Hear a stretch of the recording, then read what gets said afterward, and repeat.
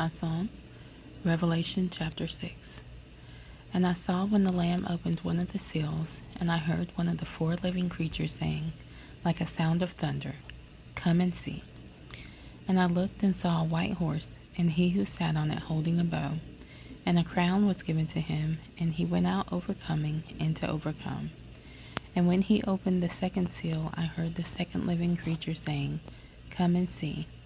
And another horse, fiery red, went out, and it was given to the one who sat on it to take peace from the earth, and that they should slay one another. And a great sword was given to him. And when he opened the third seal, I heard the third living creature say, "Come and see." And I looked and saw a black horse, and he who sat on it holding a pair of scales in his hands. And I heard a voice in the midst of the four living creatures saying, "A measure of wheat for a denarius, and 3 measures of barley for a denarius, and do not harm the oil and the wine." And when he opened the fourth seal, I heard the voice of the fourth living creature saying, "Come and see." And I looked and saw a green horse, and he who sat on it had the name Death, and Sheol followed with him. And authority was given to them over a fourth of the earth to kill with sword, and with hunger, and with death, and by the beasts of the earth. And when he opened the fifth seal, I saw under the slaughter place the beings of those having been slain for the word of Elohim, and for the witness which they held.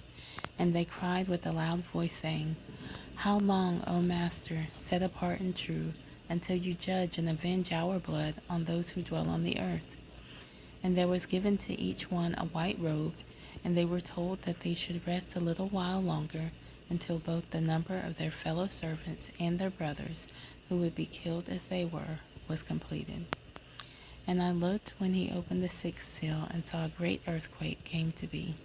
And the sun became black as sackcloth of hair, and the moon became as blood, and the stars of the heaven fell to the earth, as a fig tree drops its unripe figs, being shaken by a strong wind. And heaven departed like a scroll being rolled up, and every mountain and island was moved out of its place. And the sovereigns of the earth, and the great ones, and the rich ones, and the commanders, and the mighty, and every slave, and every free one, hid themselves in the caves and in the rocks of the mountains, and said to the mountains and rocks, "Fall on us and hide us from the face of him sitting on the throne, and from the wrath of the Lamb, because the great day of his wrath has come, and who is able to stand?"